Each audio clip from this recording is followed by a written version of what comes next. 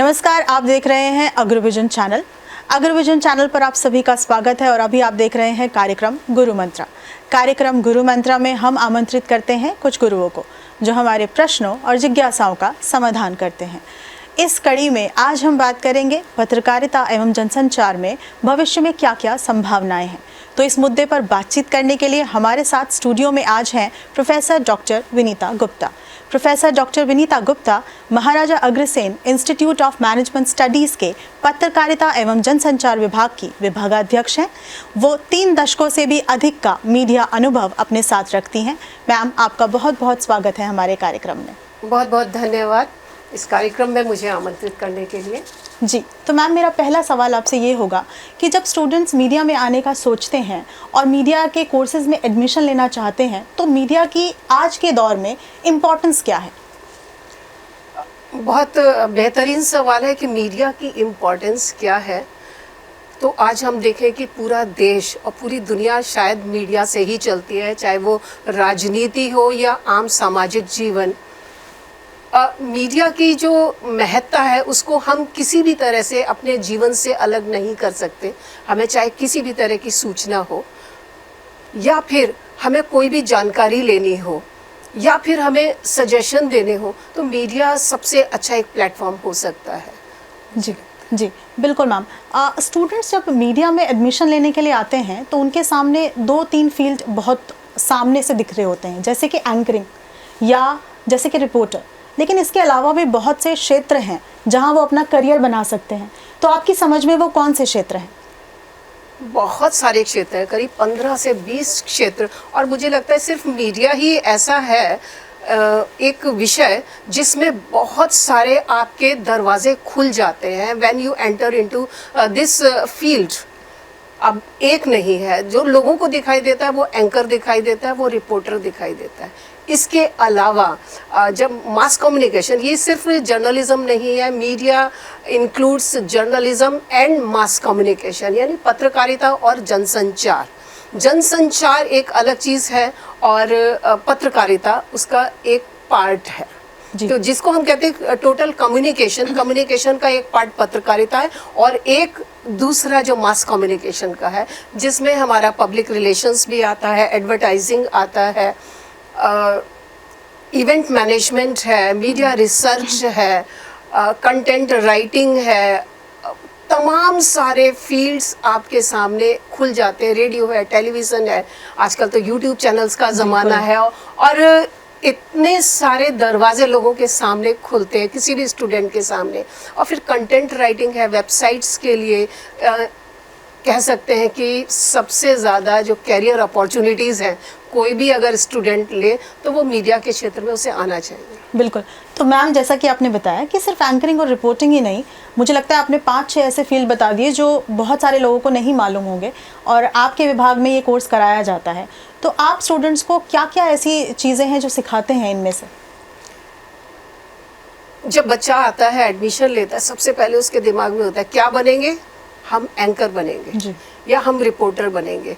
लेकिन धीरे धीरे धीरे करके परत दर परत जब उसके सामने मीडिया का एक लंबा कहना चाहिए चैनल खुल जाता है कि क्या क्या है, तो पहले तो वो अचंभित सा ही रह जाता है क्योंकि उसे पता ही नहीं था। उसको उसके सामने एडवर्टाइजिंग की पूरी दुनिया खुल जाती है। एडवर्टाइजिंग, फिर रेडियो का पूरी दुनिया उसके सामने खुली होती है। टेलीविज़न, अब टेलीविज़न में सिर्फ कैमरे के सामने आना ही काफ़ी नहीं है। कैमरे के पीछे बहुत बड़ा है, जैसे फोटोग्राफी है, कैमरा पर्सन है, कंटेंट राइटिंग है, स्क्रिप्ट राइटिंग है, वीडियो एडिटिंग है। तो ये जो हम टेलीविज़न की चीज़ें हैं ये हम बच्चों को सिखाते हैं। स्क्रिप्टिंग बहुत इम्पॉर्टेंट चीज़ है जो कि बच्चे को तभी आएगी जब उसकी भाषा बहुत अच्छी होगी। फिर हम एडवर्टाइजिंग की दुनिया में, डिज़ाइन एंड ग्राफिक्स, जब हम ग्राफिक्स की दुनिया में जाते हैं तो आजकल बहुत कुछ डिज़ाइनिंग और विजुअल से चलता है। अच्छा विजुअल प्रोड्यूस किया जाए ये हम अपने बच्चों को सिखाते हैं, चाहे वो एड के लिए विजुअल बनना है या किसी टेलीविज़न के लिए बनना है या मैगजीन के लिए बनना है या सोशल मीडिया पर हमें उसको ब्रॉडकास्ट करना है, तो वो सारी चीज़ें हम बच्चों को सिखाते हैं। प्लस हम रिसर्च पर भी फोकस करते हैं। क्यों, आज चाहे इलेक्शंस हो, ओपिनियन पोल हो, एग्जिट पोल्स हो या कोई भी स्टोरी हो, उसके पीछे रिसर्च बहुत महत्वपूर्ण रखती है।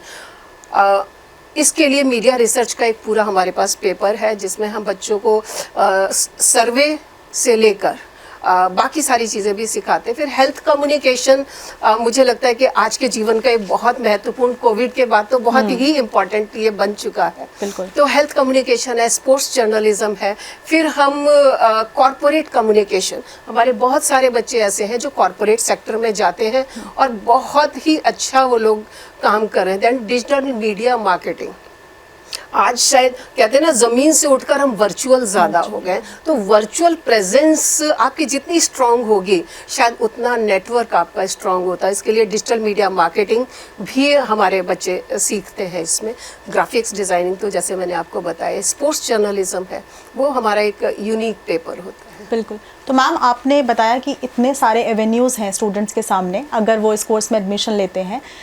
ये सुनने के बाद डेफिनेटली बहुत सारे स्टूडेंट्स कोर्स में एडमिशन लेना चाहेंगे, तो वो तैयारी कैसे करें? प्रोसेस क्या है इस कोर्स में एडमिशन लेने का और क्या बातें हैं जिनका उन्हें ख़ास तौर पर ध्यान रखने की ज़रूरत है?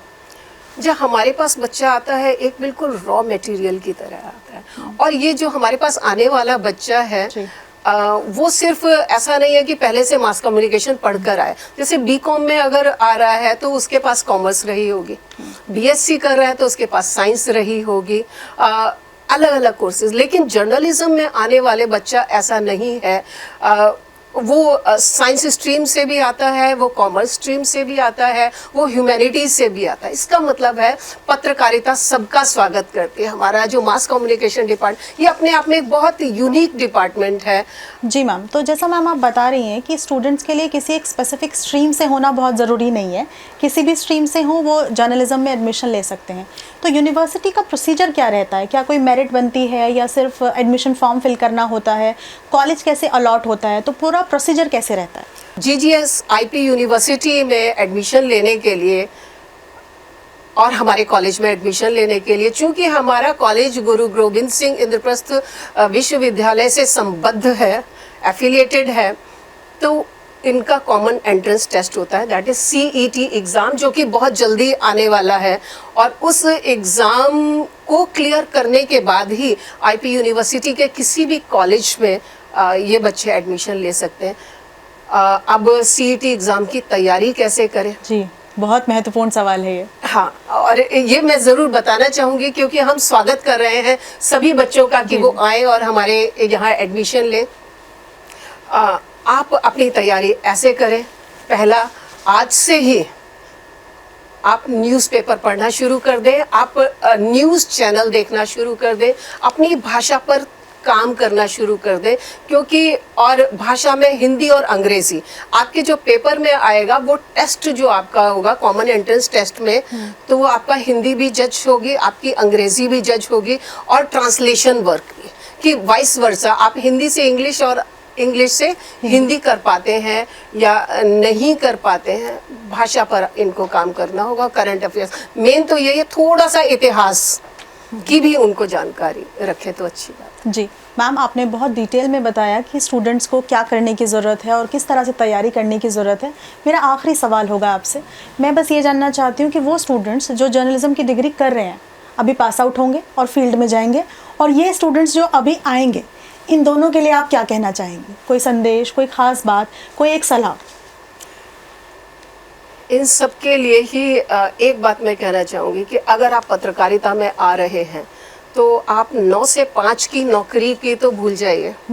चाहे वो हम एडवर्टाइजिंग का काम कर रहे हैं या फिर हम टेलीविज़न में काम कर रहे हैं या हम रेडियो में काम कर रहे हैं, हम क्लर्क की तरह 9 से 5 वाली ड्यूटी तो बिल्कुल भूल जाए। हम जब पत्रकार होते हैं या जब हम इस फील्ड में होते हैं तो हम 24/7 के 24/7 काम करते हैं, और हमारा डेडिकेशन वो होना चाहिए। जिनका 100% डेडिकेशन है वो बहुत अच्छा काम कर सकते हैं। जाने वाले स्टूडेंट से भी कि एक स्टूडेंट की लाइफ, वहाँ से आप सीधे इंडस्ट्री में जा रहे हैं, तो आपका dedication towards your work is very very important.